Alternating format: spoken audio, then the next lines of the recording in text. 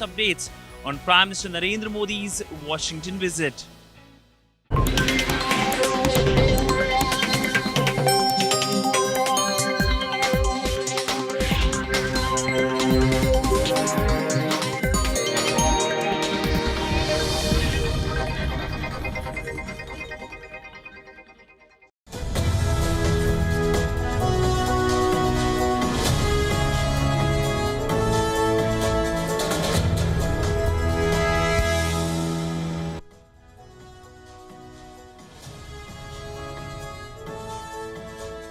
Indian Prime Minister Narendra Modi has landed here in Washington, D.C. On his agenda is trade, regional security and climate change.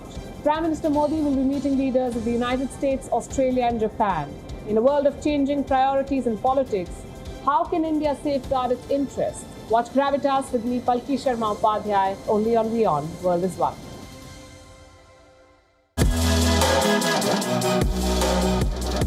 Gravitas live and direct from WION Studios in Washington, D.C. Hello and welcome to Gravitas. I'm Palki Sharma Upadhyay. It's 9 p.m. IST, 11:30 a.m. here in Washington, D.C. We're right in front of the White House. India's Prime Minister Narendra Modi arrived in D.C. yesterday and he has begun his official engagements today. He's holding a total of 8 meetings in a day. It promises to be an action-packed day and WION will be broadcasting live non-stop for the next 90 hours. So make sure you stay tuned to WION. We'll be covering all the events. We'll be tracking every development for you as it happens. Let's begin with a recap of what has happened so far. Prime Minister Modi arrived in Washington, D.C. last evening. He landed at Joint Base Andrews. This is a military facility.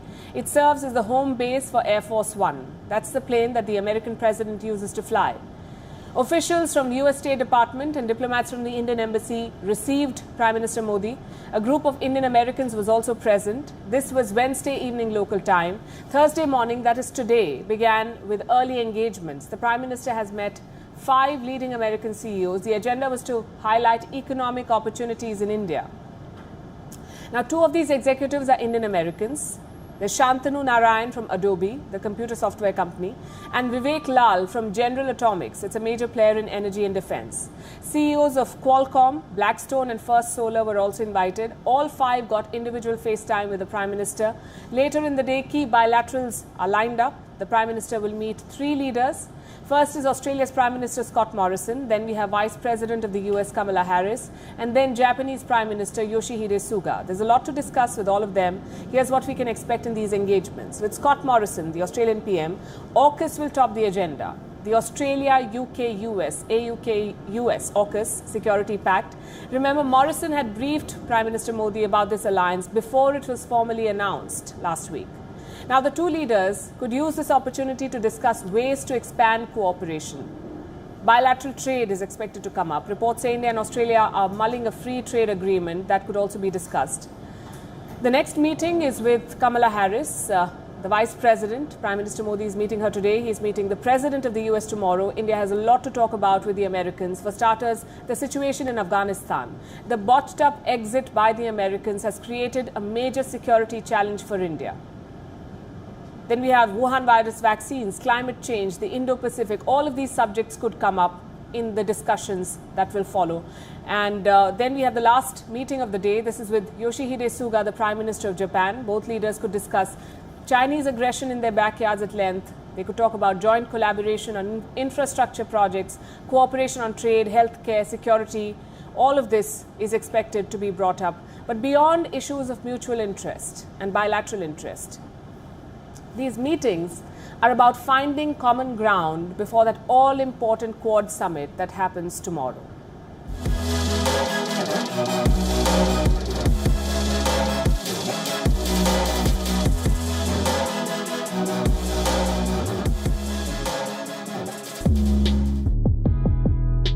Long day, the Quad will be mentioned numerous times. You'll hear about the Indo-Pacific. So we'll do a quick recap for you and brush your memory on what the Quad is, the so-called Quadrilateral Security Dialogue. It began as a tsunami relief group back in 2004.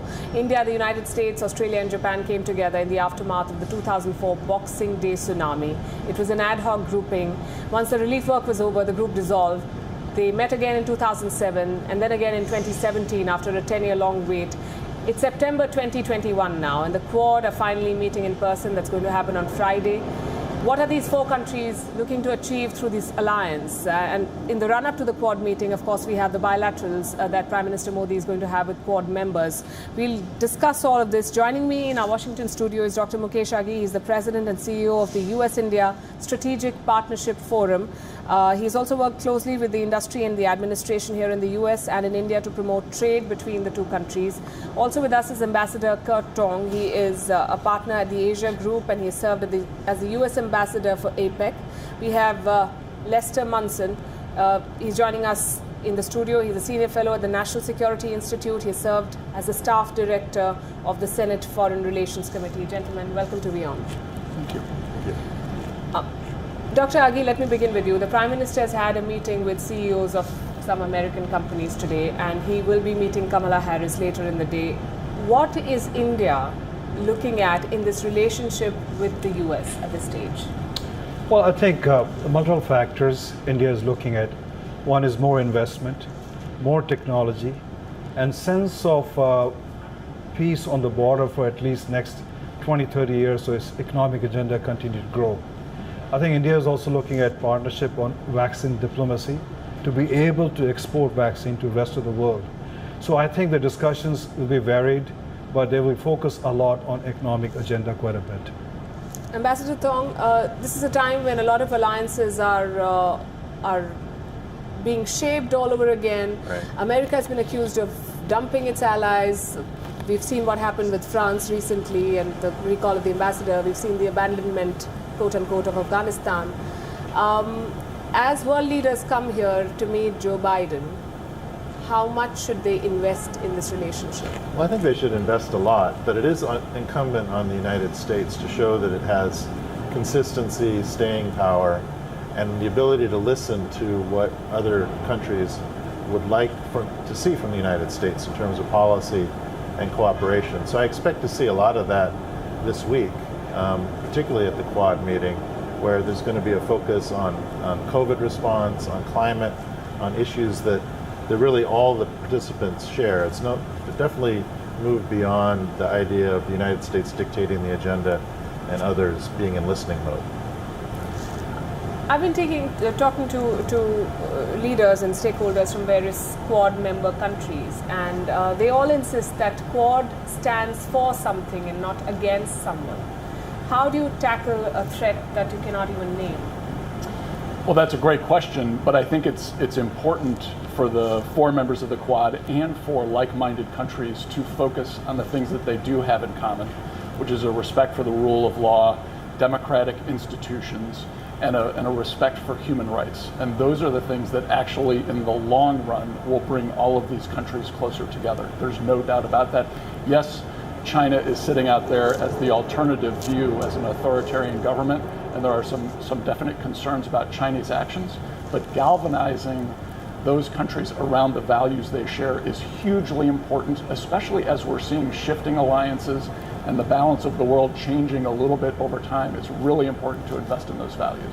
Values and relationships, you say. Dr. Aghi, Prime Minister Biden was Vice President, President Biden, was Vice President when Prime Minister Modi came here last. And this is their first meeting since he took office.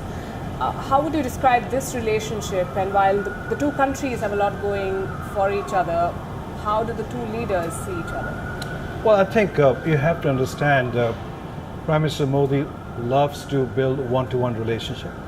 He had a very strong relationship with President Trump, and he plans to build the same relationship with President Biden. With President Trump, it was a relationship was more transactional. This is going to be more multilateral, focusing on Indo-Pacific region, focusing on economic agenda, focusing on security, technology transfer, and very much on the vaccine diplomacy. So I think you'll see a multilateral approach and discussions happening between the two countries, between the two, President and the Prime Minister, to see how they make it successful. Now we have a new strategic alliance called AUKUS, which is clearly a military alliance. Where does it leave the Quad? Will the Quad have a military dimension? Should it have a military dimension? Or should it only work on climate change, vaccine diplomacy, values, etc.? Well, I think at this time, none of the Quad members are talking about making it into a military alliance. There is close military information sharing and coordination bilaterally between all the members of the Quad. It's notable that there have been 2+2 meetings between each of the 4 members in the recent year that have been very substantive. But I don't think that's the purpose of the grouping, and nor is that going to be the direction for it in the medium term. I think the Indian government said that the AUKUS and the Quad there's not really much overlap there, and I think that's a correct statement. You use the word purpose. I want to understand, and I've read so much about the Quad. What is the purpose of the Quad? And is it something we've defined, or is it still like a... Well, to me, and I don't know how you'll receive this as an Indian citizen, but the purpose is to have the world's second largest country, soon to be the world's largest, look east, think about its values positively in the same frame of mind as the other members of the Quad, emphasize democracy, emphasize cooperation, economic openness, and work that approach towards governance and foreign relations over decades in a way that will really benefit India and the world. I think India is the most important member of the Quad. It's the one that is not part of a military alliance with the United States. It's the one that is not a fully developed economy, and so bringing those relationships together and bringing it all along, I think has enormous potential. It does, and from what you're saying, the implication seems to be that India is not doing all of those things, and India is the only member of the Quad that shares a land border with China, so the stakes are that much higher for India. Do you want to respond to this? Yes, I think if you look at India is one country which has physically suffered from the aggression of China. And while we may say that it is not a military alliances, India is looking at the Quad in some way to counter China. And at the same time, it's looking at investment coming in, it's looking at technology coming in. You have to look at the GDP of Quad. The combined GDP of Quad is $33 trillion. And India is not part of TPP, India is not part of RCEP. And if we go in that direction of economic cooperation, then we see Quad becoming more of an economic agenda rather than a military agenda itself. So, taking that forward, for each Quad member, China is the biggest trading partner. So, together they may have a very big GDP figure and so on and so forth. But the fact is that their dependence on China is undeniable.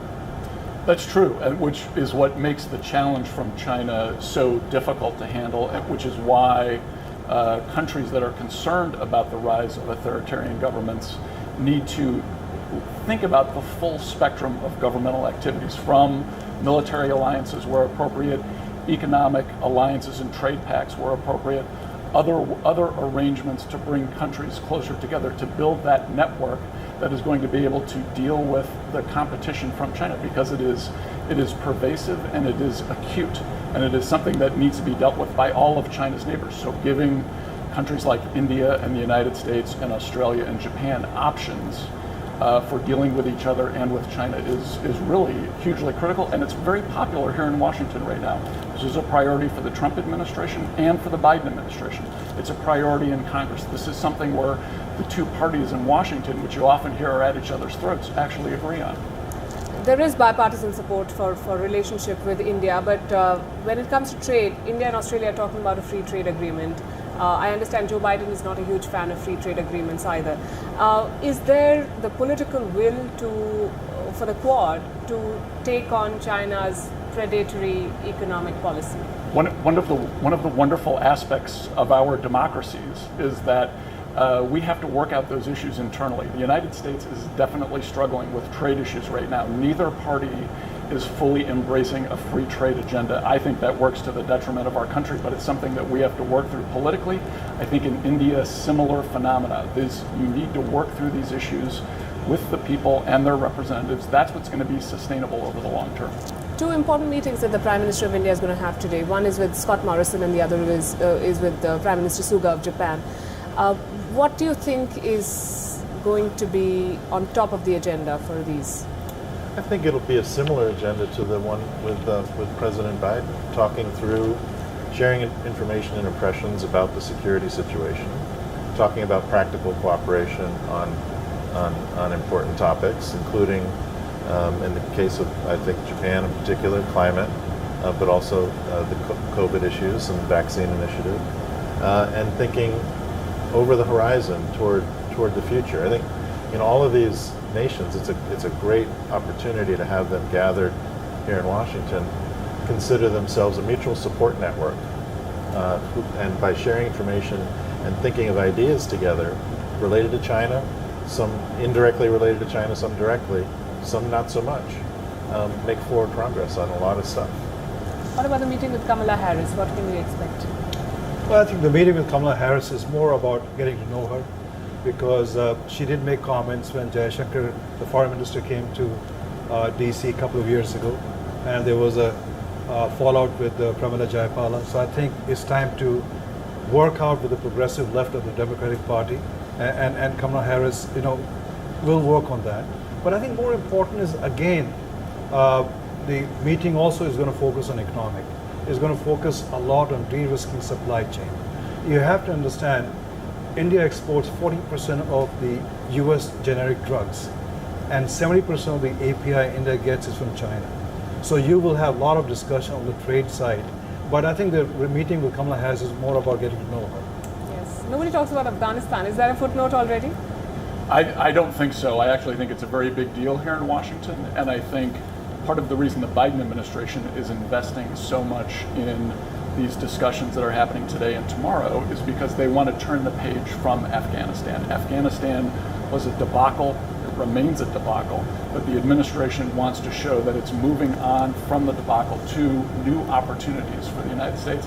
It's not unlike the situation during Vietnam when the Nixon administration turned towards an opening to China to change the geostrategic situation. So I think it's actually very smart by the administration to do this, and that doesn't mean they shouldn't be addressing Afghanistan, which remains a problem and the U.S. has to deal with, but this is actually a pretty sensible approach. How can India ensure that that as a strategic partner, America respects India's concerns? The US is talking about dealing with the Taliban. Someone even called them businesslike and professional in their approach from the State Department. At the same time, we know that there is a real concern vis-a-vis New Delhi. There are terror safe havens, and the Taliban are making statements like there is no ISIS Khorasan, there is no Al-Qaeda operating in Afghanistan. Yes. The Americans are working with the Pakistanis. We know that they're working on an Afghan quad. How do you reconcile the two? I think there's a shared concern between both Washington and New Delhi about counterterrorism. That's something that obviously affects the United States, greatly affects India. And I think, to build on what Lester said, the U.S. has withdrawn from Afghanistan as a occupying power, but the original mission for that intervention was counterterrorism. And I think that that's going to be the top item on the agenda. Now, saying nice things about the Taliban, that might be a tactical approach in the short term. But clearly the real friends are nations like India that are peaceful and trying to protect themselves from the terrorist threat. So I actually think that Afghanistan is going to be right at the top of the agenda in the meeting between President Biden and Prime Minister Modi. And they might not say that much publicly about it, but I think they'll talk about it a lot. Since taking office in 2014, this is Prime Minister Modi's 7th visit to the United States. That's one visit almost every year. Do you think it's one of the most significant, and do you think this is taking the relationship in a new direction? No, absolutely. I think every time he's come to the country, he's connected with the Indian diaspora, he's connected with the legislative side, and definitely has built a relationship from Obama down to Trump to President Biden. I believe that when we look at from a corporate perspective and or from an administration perspective, India plays a much stronger pivotal role as time goes by. There are convergence of interest, and you will see that the relationship will go much further as time goes by. We'll have to see 8 meetings today and a lot more that's expected tomorrow. Thank you very much for sharing your thoughts here on Gravitas. Gravitas live and direct from WION Studios in Washington, D.C. The first ever in-person Quad summit could redefine the fight against China, but so far the alliance has hesitated to even name China as an adversary and a threat. Well, that could change if two leaders decide to take a stand. India's Prime Minister Narendra Modi and America's President Joe Biden. They will meet for the first time on Friday, that's tomorrow. But they're not strangers to one another. Prime Minister Modi has engaged with Joe Biden before when he was Vice President of the US. Our next report tells you more about their relationship. The year was 2014. Prime Minister Modi was visiting Washington, D.C. It was his first visit after the thumping election victory in 2014. Leaders in Washington, D.C. were looking forward to the Modi-Obama bilateral. But a special lunch for the Indian Prime Minister caught everyone's attention. The host was Joe Biden, the then Vice President of the United States. Biden spent time with Prime Minister Modi before the lunch. He had this to say about the potential of India-US ties. Prime Minister, our conversations these past 2 days leave me with absolute confidence that we can cross the sea together. And we are encouraged, all of us who have been in contact with you these last couple days, with your sense of purpose, with your incredible energy, and with your commitment to this relationship. Prime Minister Modi agreed. He had nothing but praise for Joe Biden. There are very few people who take difficult paths and undertake different journeys. And both these leaders have always undertaken difficult journeys wherever there have been problems, and they have risen beyond politics, and they have tried to deal with those problems and solve with those problems, and they have worked very hard for these. That lunch was the beginning of a relationship, one that both leaders are now building on. Prime Minister Modi was among the first world leaders to congratulate Biden on his victory. He followed that up with a phone call, where both leaders reaffirmed their commitment to the India-US partnership. The leaders spoke again in February this year after Biden moved into the Oval Office. They vowed to work together in 4 areas: the Wuhan virus pandemic, global economic revival, climate change, and terrorism. The next time the leaders spoke was during a crisis. India was experiencing a deadly surge in Wuhan virus cases. There was a shortage of key supplies. The United States faced criticism for not offering help to India. Joe Biden picked up the phone again to contain the damage. I spoke at length with Modi, the Prime Minister. We are sending immediately a whole series of help that he needs. And I might add, when we were in a bind at the very beginning, India helped us. The pandemic has presented India and the US with an opportunity, and both Biden and Modi are keen on making the most of it. India and the United States are working together to produce more Wuhan virus vaccines with help from Australia and Japan. The Quad partners want to supply 1 billion vaccine doses. They will be made in India. The COVID-19 pandemic has been an unprecedented disruption, and it is not yet over. Much of the world is still to be vaccinated. That is why this initiative by President Biden is timely and welcome. Defeating the pandemic is the immediate priority, but India and the United States have common goals beyond vaccines. President Biden and Prime Minister Modi got off on the right foot, and their relationship can take India-US ties to the next level. Bureau Report, WION World is One.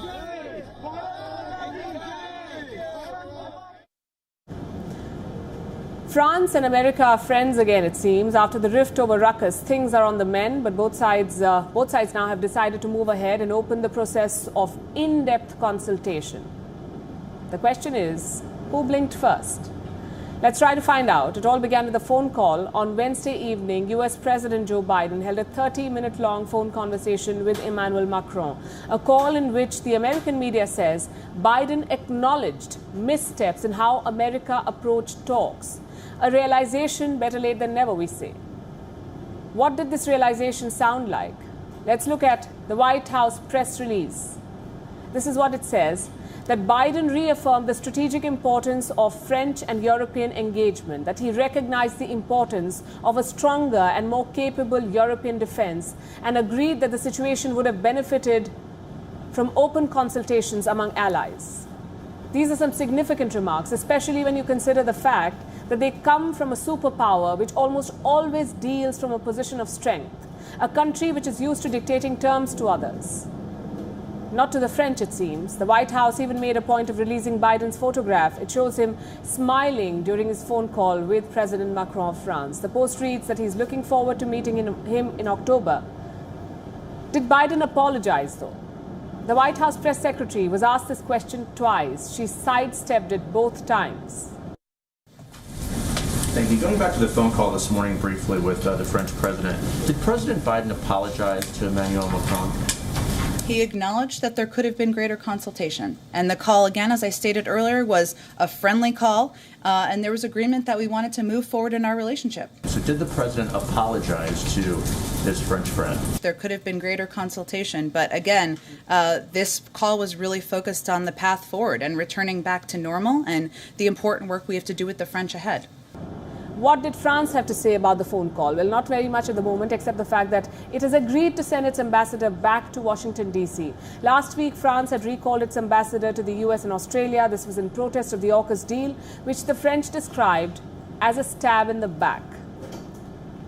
Now, with those scars apparently healing, the ambassador to Washington, D.C. will return, but there's no word on whether the ambassador to Canberra will head back too. The Australian Prime Minister says he's not expecting ties to improve anytime soon. Why is that? Because Emmanuel Macron is not taking his call.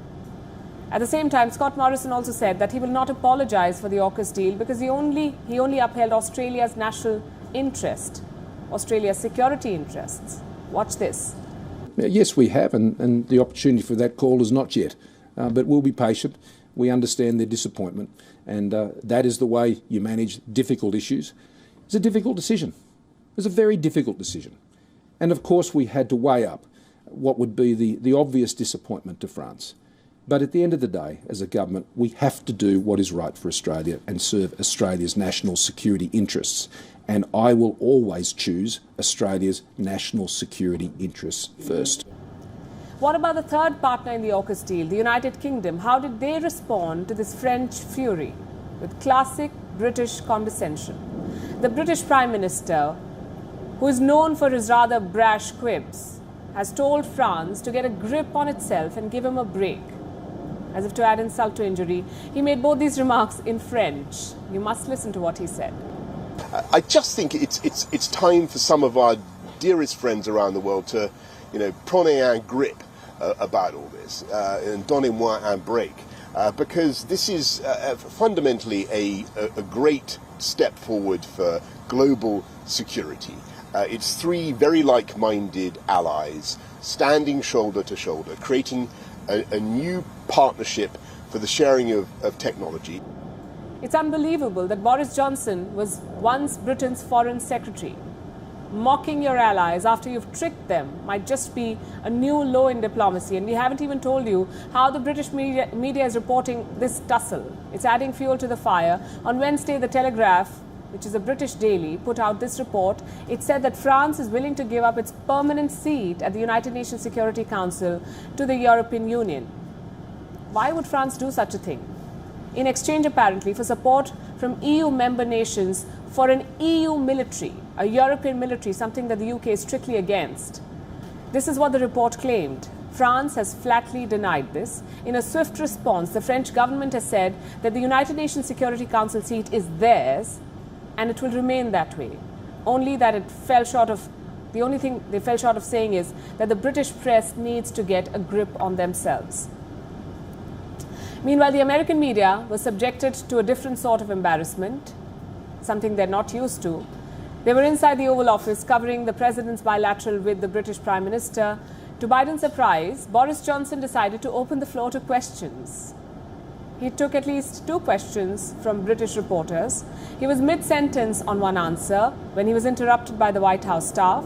They began to shepherd the reporters out even before they could ask Any questions to Joe Biden, the US president? It was an extremely bizarre event to watch. This happened just a few blocks from where I'm sitting right now. I think nobody wants to see anything that interrupts or unbalances the Belfast Good Friday Accords. That's the Belfast Good Friday Agreement.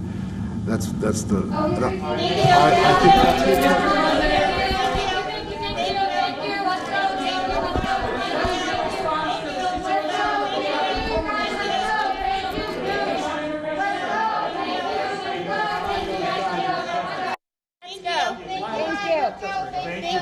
Let's go. Thank you. What did he say? I have no idea. I hope the microphone got it. I know. That's absurd. Two British reporters get questions and we don't get any. So why were these reporters ushered out? What did Joe Biden fear? Well, we don't know. The American media won't discuss it. What we can tell you is that the Joe Biden presidency is getting weirder each day. It is failing on every promise it made.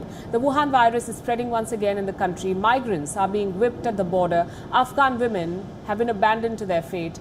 Allies are being deserted for new deals. And now reporters are being stopped from asking questions. America is truly back. Here's another issue that the Biden presidency has failed to tackle, and that's vaccine hesitancy. Today, America leads the world when it comes to vaccine skepticism. It ranks second after Russia. 1 in 5 Americans do not want to get vaccinated. Their apprehension is dragging the pandemic. But this problem is not exclusive to the United States. It's a global challenge. The ongoing General Assembly in New York might just be our best opportunity to address the challenge. But instead of combating vaccine hesitancy, world leaders are engaging in petty politics. Some are not attending because their country's vaccine has not been approved. Some others have arrived unvaccinated, enjoying pizza on the sidewalk. Their actions are only making the Wuhan virus win. Here's a report. The concept of vaccine hesitancy is not new. It has existed for decades, driven by factors like complacency, convenience, and confidence. Then came the Wuhan virus, and vaccine hesitancy became a trend. Anti-vaxxers of all hues emerged. Their skepticism was further enhanced by world leaders who downplayed the efficacy of vaccines. In the United States, President Donald Trump called the virus a regular flu that would only require flu shots. In Belarus, President Lukashenko rejected vaccines, prescribed sauna and vodka shots instead. And in Brazil, Jair Bolsonaro said vaccines could turn you into crocodiles. Today, getting vaccinated has almost become a political issue. Fear and skepticism have been replaced by affiliations and ideologies. Nowhere is this trend more evident than in the United States of America. We traveled through Washington, D.C. to find out why Americans do not want to get vaccinated. And here's what we discovered. Here in the United States, less than 180 million people have been vaccinated. That's 54% of the population, a little more than that. What about the rest? Almost 1/5 of the population, 1 in 5 Americans, do not want to get the jab. America has the highest vaccine hesitancy, the second highest among high-income countries. Number 1 is Russia. 28% of Russians do not want to get vaccinated, another 15% are undecided. Then you have the UK. 10% of the population does not want to get the Wuhan virus vaccine. What do all of these numbers tell you? That the number 1 problem for world leaders today is vaccine hesitancy. People do not want to take the jab, and unless that is addressed, there is no getting rid of the Wuhan virus. Vaccine hesitancy is dragging the pandemic. In New York, where world leaders have assembled for the UNGA, there's an opportunity to find solutions to this problem. But instead of combating hesitancy, some heads of state are still indulging in politics. Economic coercion. Like Brazil's Jair Bolsonaro, he arrived in New York unvaccinated, went out to have pizza on sidewalks with his entourage, and promoted an alternate medication in his UNGA speech. We respect the doctor-patient relationship in deciding which medication to use and its off-label use. We do not understand why many countries, together with a large part of the media, have set themselves against the initial treatment. History and science will know how to hold everyone accountable. Then we have the president of Russia, Vladimir Putin. He has never worn a mask in public and won't show proof of vaccination. And now he's refused to attend the UNGA. An apparent boycott because the WHO has refused to approve Russia's Sputnik vaccine. Another aspect of vaccine politics is widespread classicism. Take the United Kingdom, for example. It wants Indians travelling to the UK to quarantine, even those who've been fully vaccinated. Why? Because Britain does not trust India's vaccine certificates. Which vaccine is India using? Covishield, which is the same as the UK's AstraZeneca. If you've got Covishield from any other country, Britain has no issues. But if you've got Covishield from India, they will quarantine you. What do you think should be the top priority of world leaders at the moment? Tackling vaccine hesitancy. What do you think they're doing? Indulging in vaccine politics. You have the president of Brazil, Jair Bolsonaro, coming to the UNGA unvaccinated and making a point by having pizza on the streets of New York. You have Russian President Vladimir Putin refusing to come to the UNGA because the World Health Organization has not recognized the Sputnik vaccine. And then you have Britain discriminating against fully vaccinated Indians. When petty politics wins, the Wuhan virus wins. This is Palki Sharma Upadhyay reporting for WION World is One. To Joe Biden's credit, he's not a vaccine skeptic. He's got the messaging on vaccines right. Everything else, well, pretty much wrong. His disastrous withdrawal from Afghanistan has humiliated the US. There is an uncontrollable migrant crisis at the border. The result is this: Americans do not trust Biden anymore. A new poll says that they like Donald Trump more than Joe Biden. Here's a report. In less than 2 years, my administration has accomplished more than almost any administration in the history of our country. America's so true.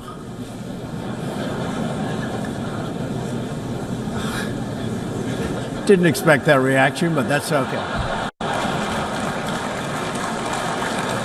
That was Donald Trump, well, being Donald Trump.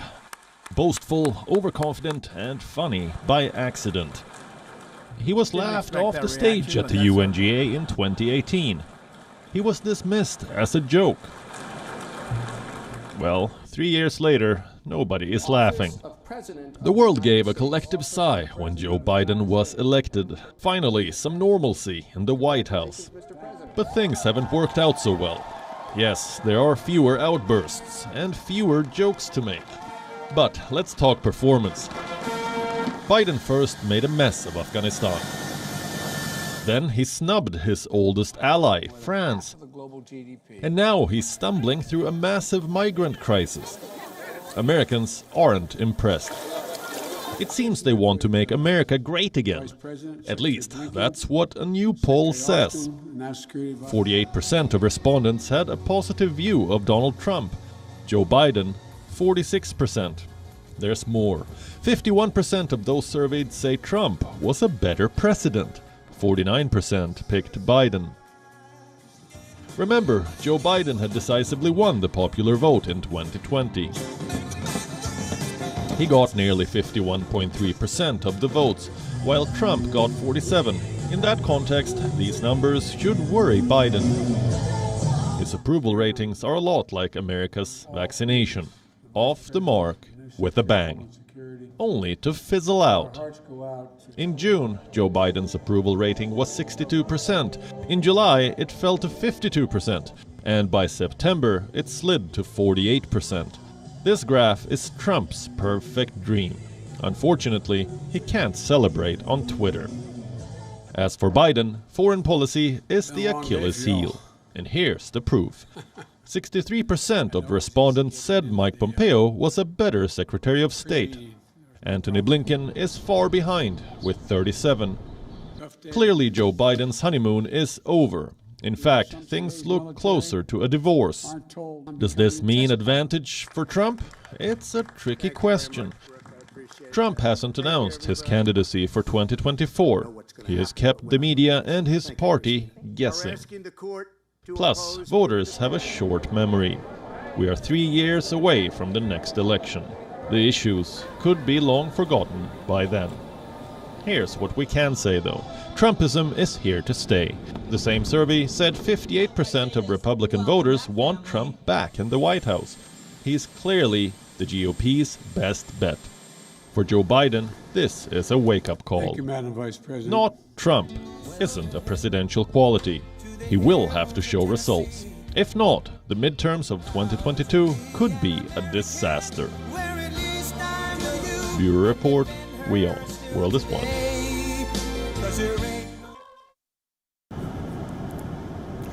It's time to wrap the show, but I have to say it feels strange because the day is just getting started here in Washington, D.C. Time zones cannot help it. Over the next few hours, Indian Prime Minister Narendra Modi will hold 3 key meetings. First with Australian Prime Minister Scott Morrison, then US Vice President Kamala Harris, and finally Japanese Prime Minister Yoshihide Suga.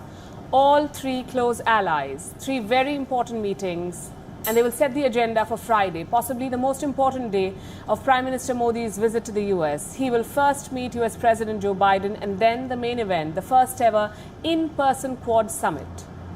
It will happen here, right behind me, at the White House. You could say it's the perfect setting. Historic deals have been signed at the White House. Long-standing alliances have been forged here. Can the Quad be the next one? We'll keep tracking that story for you, but for now, we'll focus on India's wish list. This is Prime Minister Modi's first major foreign trip since the pandemic. A lot has changed since then. India faces an ultra-aggressive China. Global supply chains have broken down. There's a new president here in America. There's a new alliance in the Indo-Pacific that's called the AUKUS. And the Taliban are back in power in Afghanistan. Where does India feature in this new order? What are the big priorities for New Delhi? Well, broadly speaking, India will be focusing on 4 key issues. Number 1, firm commitments on the fight against terrorism. Number 2, easing of trade barriers and new stable supply chains. Number 3, more clarity on vaccines and travel restrictions. Number 4, the future of the Quad. What are its objectives? Does the Quad need some military teeth? Let's take them one by one. First of all, the fight against terror. That's very important. It's happening in India's backyard. ISIS Khorasan is re-emerging in Afghanistan. Foreign terrorists are pouring in. Reports say more than 6,000 Lashkar and Jaish terrorists have become active in Afghanistan, and their target is India. Joe Biden has to promise to continue the war on terror, but India needs to see action. Whether it's intelligence sharing, joint strategies, or other collective security measures, ignoring or excluding India is going to be counterproductive for the rest of the world. We saw that in the so-called Afghan Quad, possibly the most futile grouping ever formed. Also, America will have to admit one key principle. There is no good terror. It cannot tacitly support the Taliban while it is feeding anti-India terrorism. The same applies for Pakistan. For years, India talked about Islamabad's double game. America ignored it. And they paid the price in Afghanistan. So it's time for Joe Biden to pivot, to hold Pakistan accountable, possibly sanction them. It would set a precedent for other terror sponsors. Objective number 2, easing of trade barriers. India trades considerably with the US, Japan and Australia, but there is so much unexplored potential. India and Australia are negotiating a free trade agreement. Australia's trade minister will visit India next week. A deal is within reach. Today's Modi-Morrison bilateral could be the clincher. The US trade deal is much more complicated. President Biden is not a big fan of free trade agreements. Not just with India, even Britain is waiting in line. So India's best bet is a mini trade deal. But there's no guarantee. Both sides have too many sticking points. India wants to export more automobiles, more engineering components, agro products. What does the US want? More access for their dairy and farm products. But here's the problem. Agriculture is a highly protected industry in India. It employs 45% of all Indian workers. The US must be sensitive to this reality. India will be pushing for minor breakthroughs, though. Perhaps a restoration of the preferential tariff system, what we call the GSP. Joe Biden's trade policy is basically Trump light. He needs to abandon this protectionist mindset because trade is vital to any relationship. India's objective number 3, some clarity on vaccines and travel. You know, Britain is welcoming tourists from next month. So will the US from November. But the process is very complicated, or in some cases it's unfair. We told you about the UK yesterday. They recognized Covishield, but fully vaccinated Indians will still have to quarantine. So what's the point? Nobody travels abroad to be stuck inside a room for 14 days. That's the opposite of free movement. So here's what India wants: mutual recognition of vaccine certificates. It's very simple, really. You recognize our certificate, we recognize yours. Now here in the US, this decision will be taken by the CDC. They're okay with any vaccine approved by the World Health Organization. So technically, Covishield should be fine. But like I said, the issue here is clarity. A common global system would be perfect. And that's what India is pitching for. Objective number 4, a roadmap for the Quad. You cannot be an emerging alliance forever. It's been 14 years. Eventually, you will have to stamp your authority. The Quad has not done that so far. They've discussed climate change. They've talked about COVID-19, cyber security, but no mention of China. Every alliance is defined by its rival. The NATO had the Warsaw Pact. Today, it has Russia and China. Who is the Quad's arch nemesis? Does it even want one? Is it prepared to name one? This summit is a good chance for the Quad to define itself, its ambitions, its mission, possibly its rivals. And this clarity must come from the US. Does it see the Quad as a military alliance or just as a regional platform for Indo-Pacific democracies? India needs this clarity too, to forge new alliances, to tweak its defense strategy, to determine a robust Indo-Pacific policy. Same for Australia and Japan. And this confusion is not helping anyone. So if the Quad has no military ambitions, it must pursue other agendas like creating new supply chains or joint action on cybersecurity and infrastructure. If not, it could lose relevance. AUKUS has already triggered those fears. So Biden and Morrison must reaffirm their commitment. And how can they do that? For starters, maybe loosen the purse strings a bit. More joint projects, more investments. Basically, show China that they are invested in this alliance. They'll put their money where their mouth is. It won't be easy. America has been called the serial backstabber. Prime Minister Modi will want guarantees from Joe Biden. Remember, India has historically followed a policy of non-alliance. So siding with the Quad was a big risk, a big shift too. America needs to repay that faith. And as I said at the start, it's a crucial moment in history. India is making a bid for world leadership. What it needs is clarity from its allies on 4 T's: terror, trade, travel, and tyranny. Chinese tyranny, to be precise. We'll be tracking the story closely. WION is broadcasting non-stop for the next 3 days, 90 hours. We will bring you all the bilaterals, all the important speeches, all the best analysis. Tomorrow we'll bring you full details of Prime Minister Narendra Modi's bilateral meetings, and we'll also be counting down to the all-important Quad Summit. Until then, take care, stay safe.